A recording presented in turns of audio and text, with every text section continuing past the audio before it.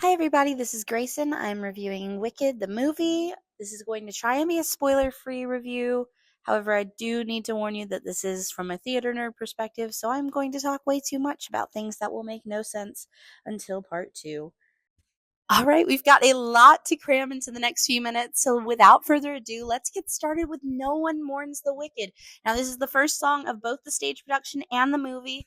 And I've got to give props to Ariana Grande. As much as I didn't think I was going to, I loved her the minute she came on this screen. This song is an absolute powerhouse, lots of nuance, lots of things that won't make sense for our new fans until part two, at least the end of part one, maybe. So you'll be happy to know, theater goers, that there is a lot of work being done to bring the nuance into this version, translating it to the movie screen. Now, they do a fantastic job of making sure that the subtext, the nuance, everything is there so that our theater people will fully understand what's going on in the moment and be able to appreciate it. And our moviegoers will not be totally lost, but be able to sense the gravity of this song that might not have been there when you originally watched the stage production. All right, we're going to jump around a little bit just to save time, and because I feel like there's something very similar to be said about all of these songs I'm about to list. So, Dear Old Shiz, What Is This Feeling? Popular, and I'm Not That Girl. I feel like they were solid, they were good, they had great costumes, great dance, great music. I just don't feel like we got anything like particularly groundbreakingly new from them besides the ending of Popular being changed, which I really did like. It worked for the movie. However, like these are good staple songs. They're not necessarily anything groundbreaking that we're supposed to see a lot of really new stuff in. They were just expected to be solid, and they were. They were great. I love them. They served their purpose in the plot and the soundtrack. Okay, we are going to jump around again because I feel like, again, similarly, Something Bad and Sentimental Man are both getting a very bad rap. Like, they are great songs and they are essential to the plot. Do not listen to anybody who tells you that these are bathroom break songs. I'm so sorry. There is no bathroom break song in this 2 hour and 40-minute movie. These are essential to the plot. Something Bad literally sets up the entirety of what happens in Act 1 and Act 2. You have to be there for Something Bad. Do not skip it. And Jeff Goldblum does a fantastic job with Sentimental Man. I don't know why people are giving him so much hate for it. He does exactly what he's supposed to do, and it's great. Now that we've established that, we can move on, but that's my little soapbox. Okay, so we are moving on to The Wizard and I. Now, I cannot emphasize enough just how phenomenal this was. Absolutely moving. Not just the runs she added, the runs and like the riffs and everything. It's great, but the emotional energy that was channeled into this by way of everything, not just the actress's performance, everything cinematically.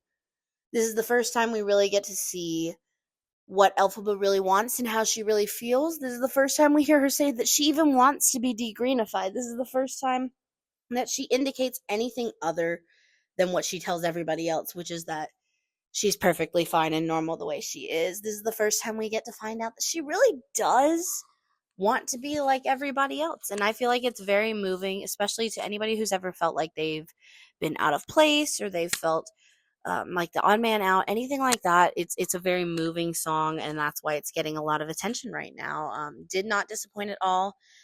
Fantastic. We'll be listening to it again. Okay, so I am going to have to hold my tongue on this one because there's so much I want to say about Dancing Through Life, but all I can really say is that there is so much foreshadowing to part two. You are going to want to rewatch this one after you watch part two if you do not already know what's going to happen. It is phenomenal.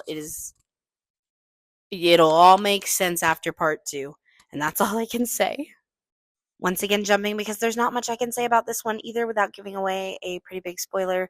But One Short Day, phenomenal.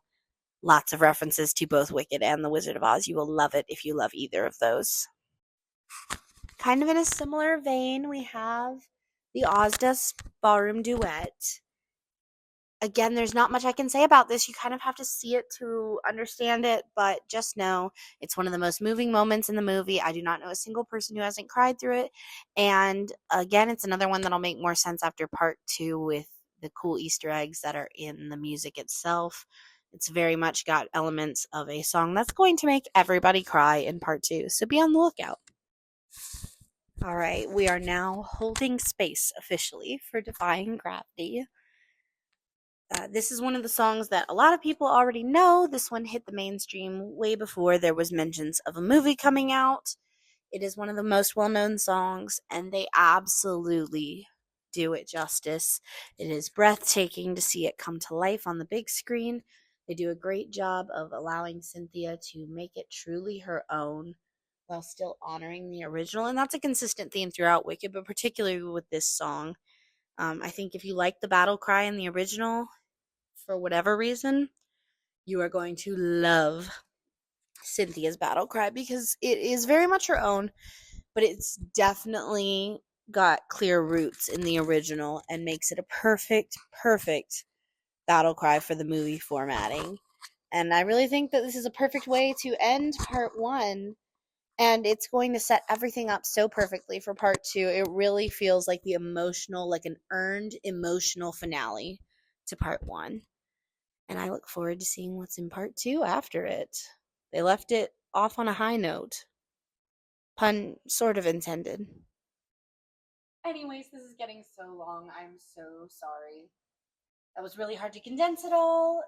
We managed to go very quickly through every song in part 1, actually. So I hope you enjoyed, and I really hope that you consider going to see Wicked. Even if you're not a theater person, this is such a fun, and I would say timely movie to go see. It's really great, and yeah, can't recommend it enough. Thank y'all.